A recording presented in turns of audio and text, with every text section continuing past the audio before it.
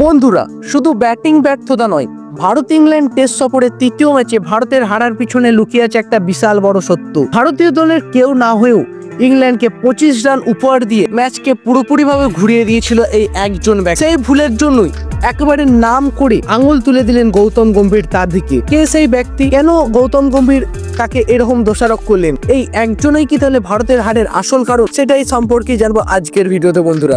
তাহলে একদম বন্ধুরা ভিডিওটি শুরু থেকে শেষ পর্যন্ত মনোযোগ সহকারে দেখে নাও। আজকের ভিডিওটা তোমার গায়ে পুরোপুরিভাবে কাটা দিয়ে দেবে। নমস্কার বন্ধুরা, আপনারা দেখছেন ক্রিকেট ক্র্যাপস। আর আজকের ভিডিওতে রয়েছে গৌতম গম্ভীরের সেই কড়া মন্তব্য সেই একজনের বিরুদ্ধে, যে আমাদের ভারতীয় দলকে লর্ডসের টেস্টে হারিয়ে দিল।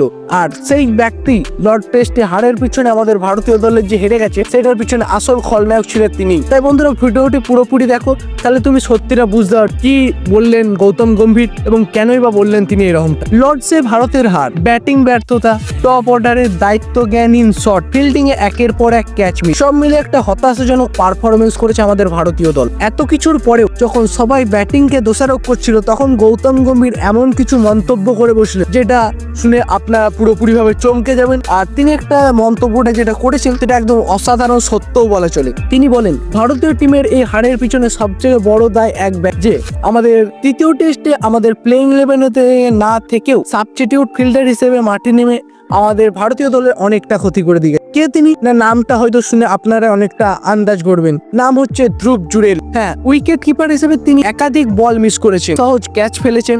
সবচেয়ে ভয়ঙ্কর তথ্য যেটা এখন সামনে আসছে, ইংল্যান্ড যখন ব্যাটিং করছিল তখন একাধিক ফিল্ডিং মিস, ক্যাচ ছাড়ার মাধ্যমে 25-এর মতো বাই রান দিয়েছেন ইংল্যান্ড টিমকে। আর এই বাই রানে যদি না হতো তাহলে ইংল্যান্ডকে হয়তো 170 রানই থামিয়ে দিতে পারতো আমাদের ভারতীয় দল। তখন ফলাফল অন্যরকম হতে পারলেও হতে পারত, কিন্তু সেটা দেখা যায়নি। অর্থাৎ ধ্রুব জুরেলের এই দায়িত্বজ্ঞানহীন যে ফিল্ডিং, ক্যাচ মিস, সেটা আমাদের ভারতীয় দলের হারের একটা বিশাল বড় কারণ। গৌতম গম্ভীর আরো বলেন, যখন ধ্রুব জুরেল ঋষভ পান্তের জায়গা নিতে এসেছে, আর একটু দায়িত্ব আর একটু বেশি নিয়ে কাজ করা উচিত ছিল।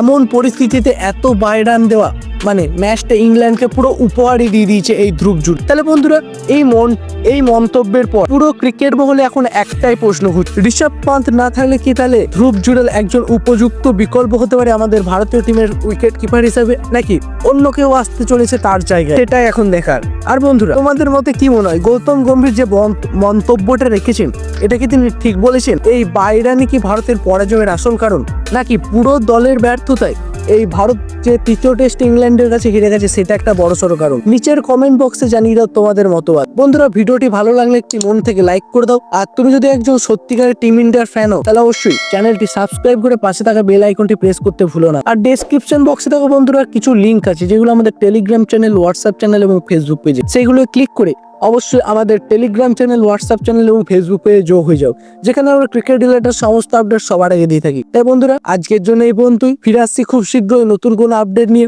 ততক্ষণের জন্য সুস্থ থাকুন, ভালো থাকুন এবং ক্রিকেটকে উপভোগ করতে থাকুন। আর A to Z cricket related update পেতে আমাদের চ্যানেলটি ফলো করে রাখতে ভুলবেন না। জয় হিন্দ, জয় ইন্ডিয়া।